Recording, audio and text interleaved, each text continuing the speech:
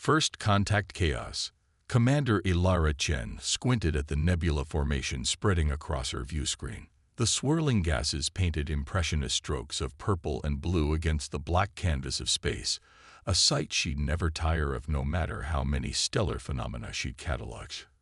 Her small exploration vessel, the ESV Hummingbird, hummed steadily as it drifted along the outer edge of the Cygnus arm. "Anything interesting in the spectrographic analysis, Kenji?" she called over her shoulder to her science officer. Lieutenant Kenji Tanaka hunched over his console, brow furrowed in concentration. "Something unusual, Commander. I'm picking up trace elements that don't match our database, and there's a strange energy signature emanating from the center of the nebula." "Natural or artificial?" Chen asked, her interest piqued. "Hard to say," Kenji replied, fingers dancing across his display. "It's structured, but not in any pattern I recognize. Could be worth investigating." Chen nodded, her mind already calculating the risks. The Hummingbird was a small vessel with a crew of only 5. Herself, Kenji, their pilot Marissa, engineer Davi, and communications specialist Omar. They were far from any Earth outpost, but that was the point of these deep space surveys, to find the unknown. "Marissa, take us in closer, but maintain escape velocity. Davi, keep shields at maximum, just in case." The Hummingbird glided forward, its compact frame slipping between the tendrils of cosmic dust that obscured their sensors. As they penetrated deeper into the nebula, the energy readings grew stronger. "Commander," Omar called from communications, his voice tight with tension. "I'm detecting transmission bursts. Definitely artificial. Can you decipher them?" "Working on it.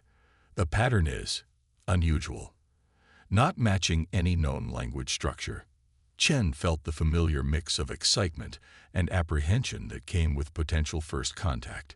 Humanity had encountered only 3 other sentient species in their century of interstellar exploration, and each meeting had brought its own challenges. "All stations, first contact protocols," she ordered, straightening her uniform. Omar, broadcast standard greeting package on all frequencies. The Hummingbird continued its approach, the mysterious energy signature growing stronger with each passing minute. Then, without warning, the nebula ahead shifted. What had appeared to be natural gas formations coalesced into distinct shapes. Enormous, translucent vessels that had been perfectly camouflaged against the cosmic backdrop. "Evasive maneuvers," Chen shouted as their sensors suddenly blared warnings. Marissa's hands flew across the controls, but before the Hummingbird could change course, a pulsating beam of energy washed over them. The ship shuddered violently. "It's some kind of tractor beam," Devi called from engineering. "Our engines can't break free." Chen gripped her console as the Hummingbird was pulled toward the largest of the alien vessels. "Status report. Engines at full reverse, no effect," Marissa replied, frustration evident in her voice. "They've got us locked tight." "Shields holding," Devi added, "but if they decide to get nasty, we won't last long." Omar's console lit up with incoming transmissions. "They're communicating, Commander. I'm running it through the translator.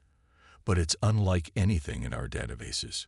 Chen considered their options. Standard protocols dictated peaceful compliance when outmatched, but something about the situation felt off. The aliens hadn't responded to their greeting package, and the tractor beam had been deployed without warning. "Kenji, what can you tell me about those ships?" she asked. The science officer studied his readings. "They're massive, at least 20 times our size, composed of a material that's somehow both solid and semi-permeable. Their energy signature suggests incredibly advanced technology." Chen nodded, mind racing. "Marissa, can you execute a random oscillation pattern within the tractor beam?" The pilot looked confused. "You mean wiggle around?" "The beam's too strong for that to break us free." "I don't need to break free yet, just make us unpredictable." Marissa shrugged. "Worth a try." Her fingers danced across the controls, and the Hummingbird began to shudder and jerk within the confines of the energy beam. Omar, any progress with communication? Chen asked. They're still transmitting, but... His eyes widened. Commander, the pattern just changed completely. I think they're confused by our movement. Chen smiled. Keep it up, Marissa. Different pattern every 30 seconds. As the hummingbird jerked and twisted within the beam, the alien transmissions grew more erratic. Chen watched the enormous shift position, apparently trying to compensate for their captive's erratic behavior. They're scanning us intensively, Kenji reported, focused particularly on our propulsion systems. Let's give them something else to think about, Chen decided. Davy, vent some plasma from the port nasal. Controlled burst, nothing dangerous. The engineer grinned, creating a diversion. I like it. As the cloud of superheated plasma erupted from the hummingbird's side, the tractor beam wavered momentarily. Chen was ready. Now, Marissa. Full impulse, random vector. The pilot slammed the controls forward, and the hummingbird shot away from the alien vessels. Behind them, the massive ships seemed to hesitate, as if uncertain how to respond to their prey's escape. They're pursuing, Kenji warned. 3 ships, forming a triangular pattern. Chen studied the tactical display. Marissa, take us into that dense pocket of the nebula. Davy, can you modify our shield harmonics to match the nebula's radiation signature? On it, Commander, the engineer replied. Give me 2 minutes. The hummingbird darted between swirling gas clouds, its smaller size allowing it to navigate passages too narrow for the pursuing vessels. Behind them, the alien ships moved with surprising grace for their size, but their predictable, geometric formations suggested a rigidity of thought that Chen could exploit. They're scanning for our ion trail, Kenji reported. Good. Chen smiled. Omar, prepare to broadcast a wide dispersal communication signal. I wanted to reflect off the nebula in multiple directions. As the hummingbird ducked behind a particularly dense cloud of stellar dust, Devi completed the shield modifications. Shields now mimicking nebula radiation. We should be harder to distinguish from background noise. Marissa, cut engines. Let's drift, Chen ordered. Omar, broadcast now. The communications officer sent the signal, creating echoes throughout the nebula that would confuse any attempt to pinpoint their location. The alien vessels slowed, then separated, clearly searching in different sectors. They're looking for us, Kenji whispered, as if the aliens might hear him. But they're using a predictable search pattern, expanding hexagonal grid. Chen nodded. They think systematically. Let's use that. She thought for a moment. Marissa, prepare a course that will take us directly between 2 of their search vessels, right through their pattern. The pilot's eyes widened. That's bold. They'll never expect it. Exactly. They're looking for us to hide or run away. They won't anticipate us moving toward them. The hummingbird glided silently through the nebula, its modified shields making it nearly invisible against the cosmic backdrop. As they approached the gap between 2 alien vessels, Chen held her breath. Now, Marissa, full thrust, straight through. The ship surged forward, shooting between the massive alien vessels before they could react. By the time their sensors detected the hummingbird, it was already past them, racing toward open space. They're turning to pursue, Kenji reported, but they're slow to react. Their coordination seems disrupted. Chen smiled as the distance between them and the alien ships grew. I think we've made our point. To everyone's surprise, the alien vessels halted their pursuit. Instead, a new transmission came through, different from the earlier ones. Commander, Omar said, excitement in his voice. I think they're attempting to communicate using our own signal patterns as a template. They're learning from us. Put it through, Chen ordered. The bridge speakers crackled with a strange, synthesized voice that seemed to be struggling with human speech patterns. Human vessel. Unexpected. Fascinating. We are Vaxthel. We observe. We learn. We did not intend threat. Chen exchanged glances with her crew before responding. "This is Commander Ilara Chen of the Earth Survey Vessel Hummingbird. Why did you attempt to capture our ship?" There was a pause before the reply came. "Study. Examination. Your movement patterns, unpredictable. Interesting. We have not encountered such before." "You could have asked," Chen replied dryly.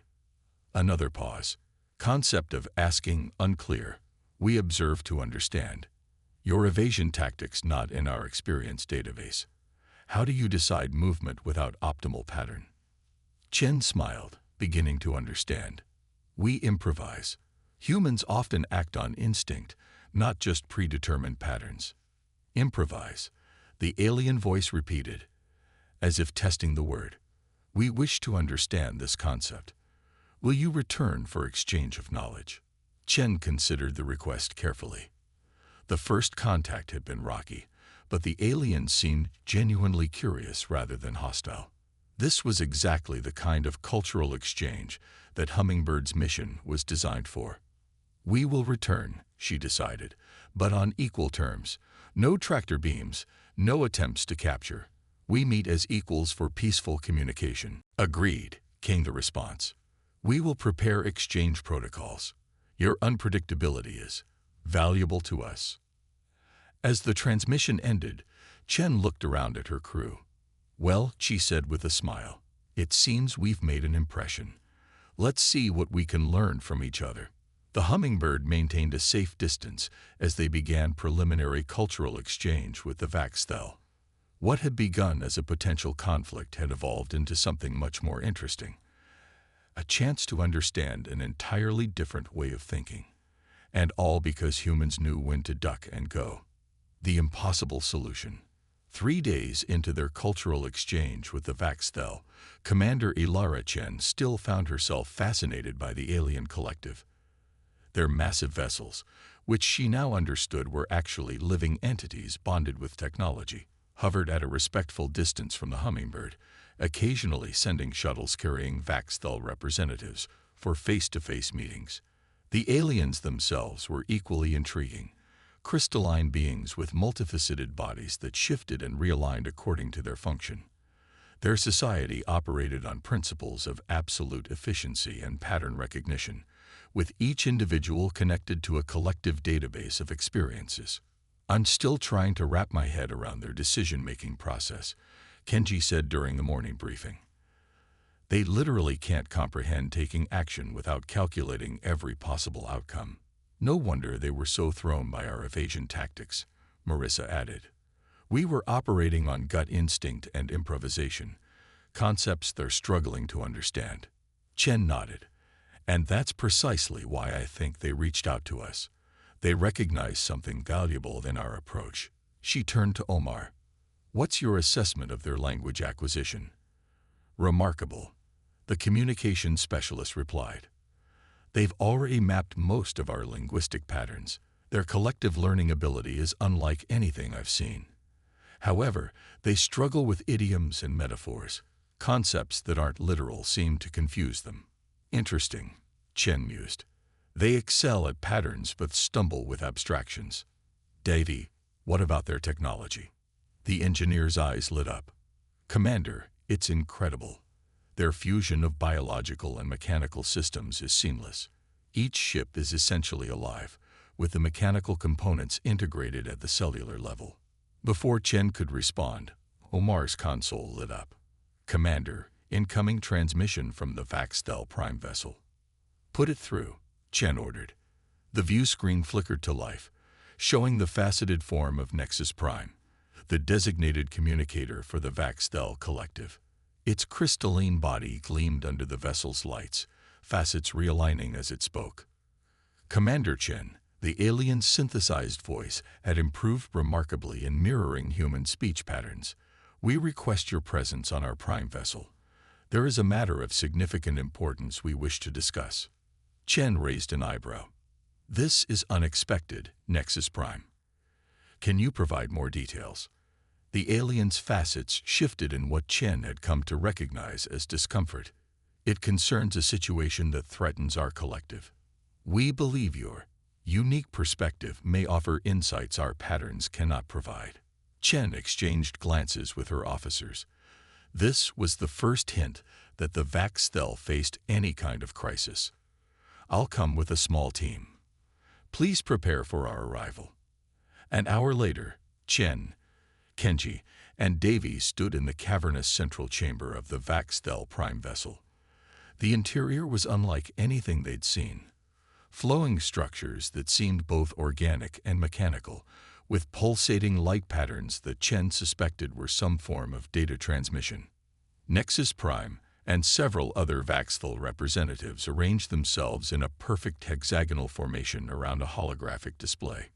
"Commander, we face a critical failure in our life support matrix," Nexus Prime explained. "Our collective traverses space for millennia, but we have encountered an anomaly that disrupts our sustenance cycle." The hologram shifted to show a complex network of glowing conduits throughout the massive vessel. Certain sections flickered and dimmed ominously.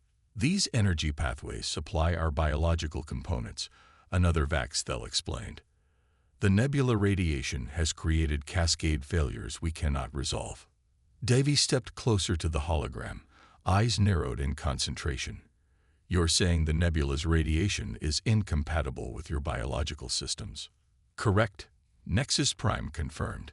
"We must traverse this nebula to reach our spawning grounds, but the radiation interferes with our pattern-based redistribution systems.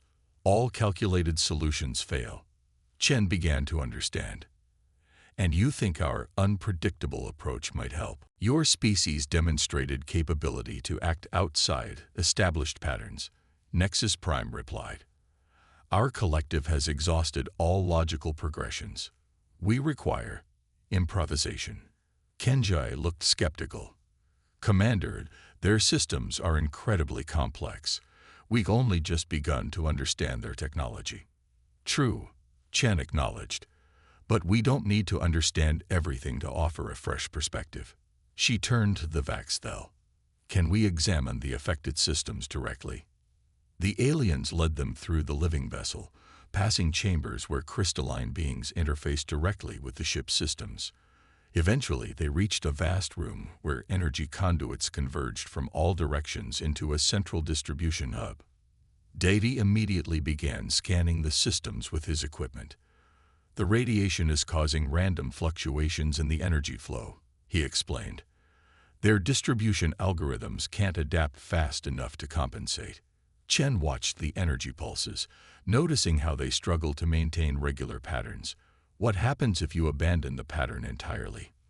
The Vaxthel representatives vibrated in what seemed like alarm. "Without pattern, there is chaos," Nexus Prime stated. "Chaos leads to systemic failure." "Not necessarily," Chen countered. "Sometimes chaos contains its own kind of order, one that's adaptable rather than rigid." Davy snapped his fingers. "Commander, I think I see where you're going.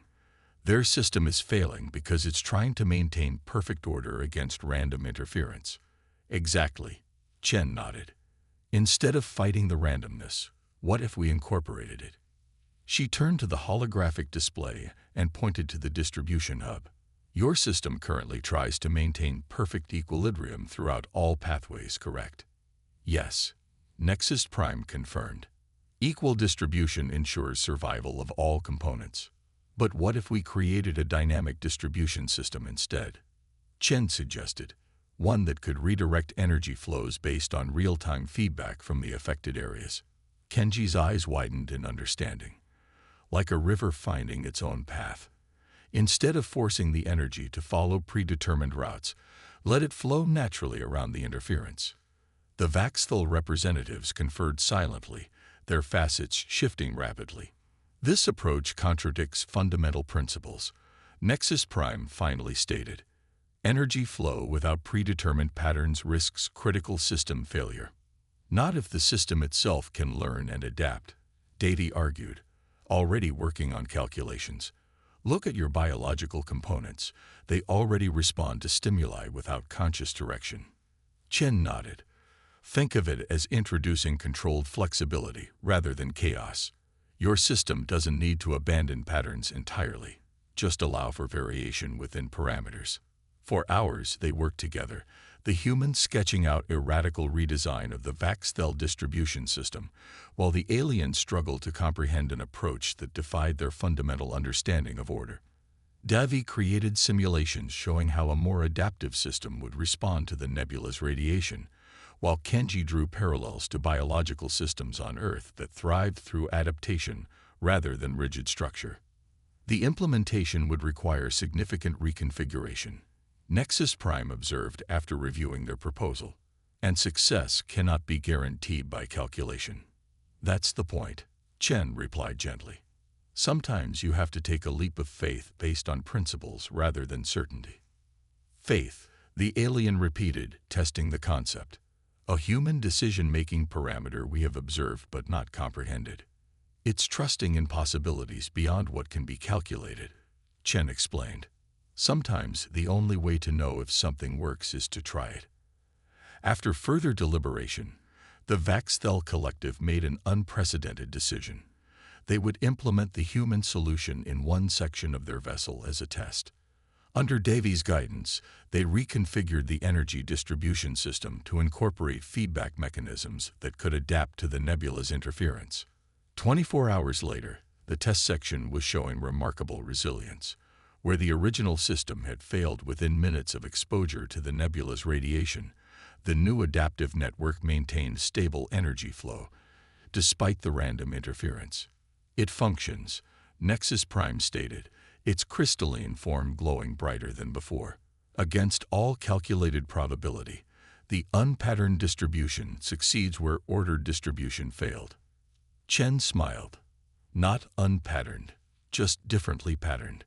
You were looking for perfect order in a situation that required flexibility. This concept of flexibility merits further study, another Vaxthel representative commented. It contradicts our fundamental principles yet produces superior outcomes in certain conditions. As the Vaxthel began implementing the new system throughout their vessels, Shen reflected on the remarkable cultural exchange that had developed from their initially hostile encounter. What had begun as a simple survey mission had evolved into something much more profound. Two radically different species learning from each other's strengths. Commander, Nexus Prime approached as Chen prepared to return to the Hummingbird. Our collective has reached a consensus. We wish to propose ongoing exchange of knowledge between our species. I think that can be arranged, Chen replied with a smile. There's much we can learn from each other. Indeed. Your species' ability to duck and go, to change direction without calculation, once seemed chaotic to us. Now we recognize its value. The aliens' facets shifted in what Chen had come to recognize as their version of thoughtfulness. Perhaps there are advantages to being unpredictable, and perhaps there are advantages to your systematic approach, Chen countered. The best solutions often come from combining different perspectives. As the Hummingbird departed the Vaxthel Collective several days later, the crew watched the massive alien vessels begin their journey through the nebula, their newly reconfigured systems adapting seamlessly to the radiation interference. You know, Kenji remarked, I never thought I'd see a civilization that found human unpredictability to be their salvation. Chen smiled. That's the beauty of exploration. Sometimes the most valuable thing we can offer other species isn't our technology or resources, but simply our different way of seeing the universe. The Hummingbird set course for Earth, its mission logs filled with data that would transform humanity's understanding of both the Vaxthel and themselves. They had come seeking new stellar phenomena, but had discovered something far more valuable, a reminder that even across the vast gulfs of space and biology, different minds could find common ground in the face of challenges that threatened them all.